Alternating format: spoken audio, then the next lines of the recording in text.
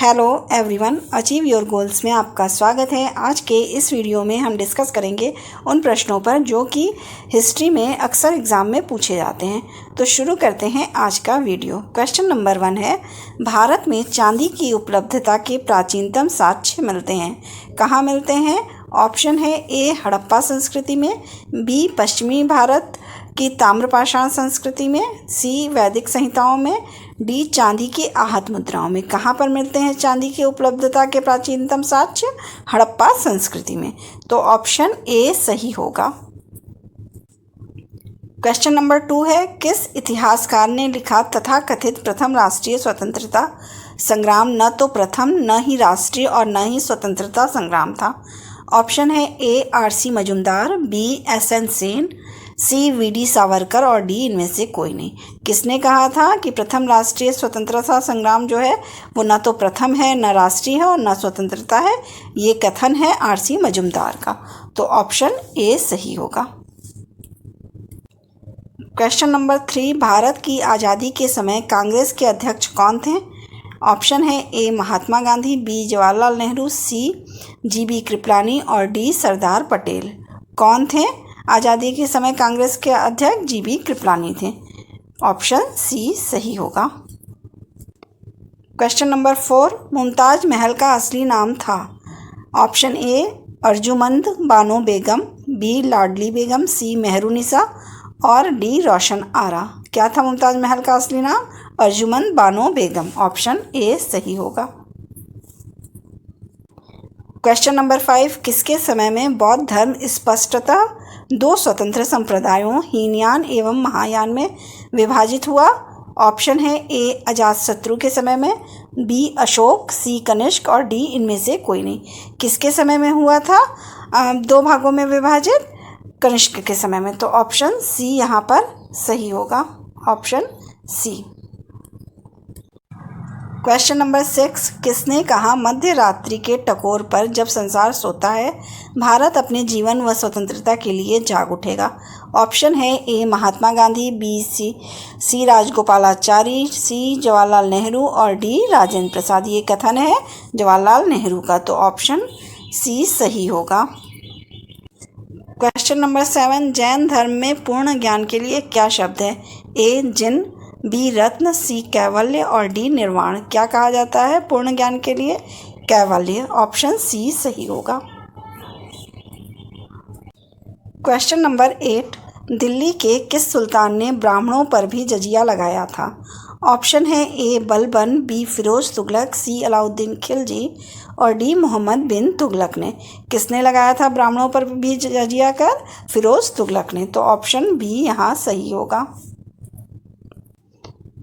Question number 9, किस श्रीलंकाई शासक ने अपने आप को मौर्य सम्राट अशोक के आदर्शों के अनुरूप ढालने की कोशिश की?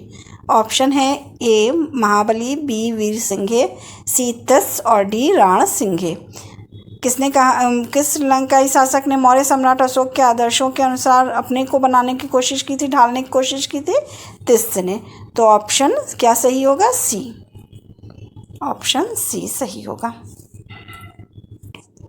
क्वेश्चन नंबर 10, ग्वालियर राज्य की स्थापना किसने की थी? ऑप्शन है ए माधवराव सिंधिया, बी बाजीराव सिंधिया, सी महादजी सिंधिया और डी जीवाजी राव सिंधिया। किसने की थी ग्वालियर राज्य की स्थापना?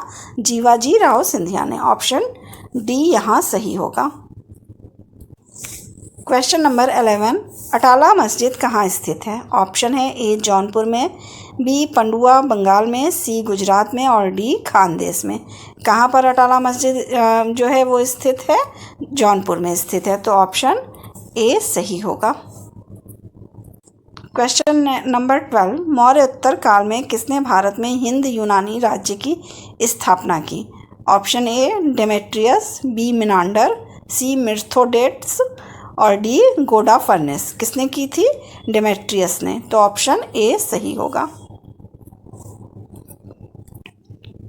क्वेश्चन नंबर 13, निम्न में से किस संगीत वाद्य को भारत को हिंदू मुस्लिम गान वाद्यों का सबसे श्रेष्ठ मिश्रण माना जाता है? ऑप्शन है ए वीणा को, बी ढोलक को, सी सारंगी को और डी सितार को। सितार जो है वो हिंदू मुस्लिम गान जो वाद्य यंत्र हैं उसमें श्रेष्ठ मिश्रण माना जाता है। तो ऑप्शन डी यहाँ सही होगा। क्वेश्चन नंबर 14, ब्रिटिश सरकार ने जो महात्मा गांधी को उपाधि दी थी और जिसे उन्होंने असहयोग आंदोलन में वापस कर दिया था वह थी option A Hind Kesari, B Kaiser i Hind, C Rai Bahadur और डी द राइट ऑनरेबल। कौन सी उपाधि को महात्मा गांधी को मिली थी और उन्होंने वापस कर दी थी असहयोग आंदोलन में? केसरे हिंद। ऑप्शन बी सही होगा। क्वेश्चन नंबर 15, अलीगढ़ आंदोलन का उद्देश्य था। ऑप्शन ए है भारतीय इस्लाम का उदारीकरण व धार्मिक पुनर्व्यवस्था, बी समाज सुधार व आधुनिक शिक्षा के जरिए भारतीय मुसलमानों का आधुनिकीकरण, सी एक एवं दो दोनों और डी इनमें से कोई नहीं। क्या था अलीगढ़ आंदोलन का उद्देश्य? ऑप्शन सी यहाँ सही है, पहला और दूसरा दोनों। ऑप्शन सी सही होगा। क्वेश्चन नंबर 16, जैन धर्म का आधारभूत बिंदु है।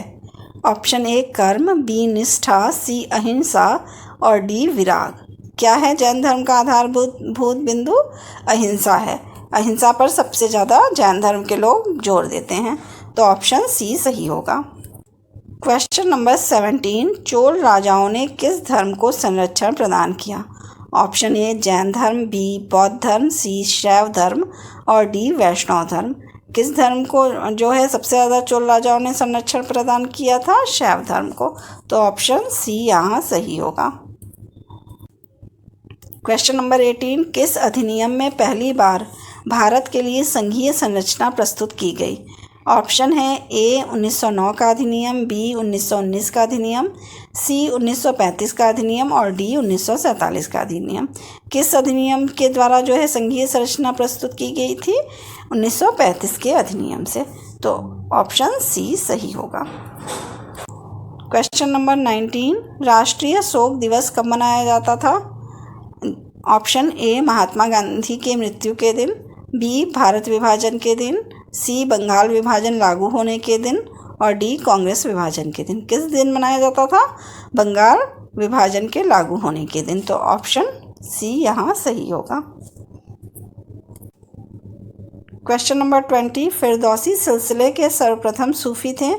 ए बदुद्दीन समरकंदी, बी कुतुबुद्दीन बख्तियार काकी, सी शेख फरीद और डी शफरुद्दीन अहमद इब्न मखदूम याह्या मनेरी। कौन थे? ऑप्शन डी यहाँ सही होगा, फिरदौसी सिलसिले के सर्वप्रथम सूफी। ऑप्शन डी सफरुद्दीन अहमद इब्न मखदूम याह्या मनेरी फिरदौसी सिलसिले के पहले सूफी थे। अगर आपको मेरी ये वीडियो पसंद आई हो तो प्लीज़ लाइक और सब्सक्राइब करें। Thank you.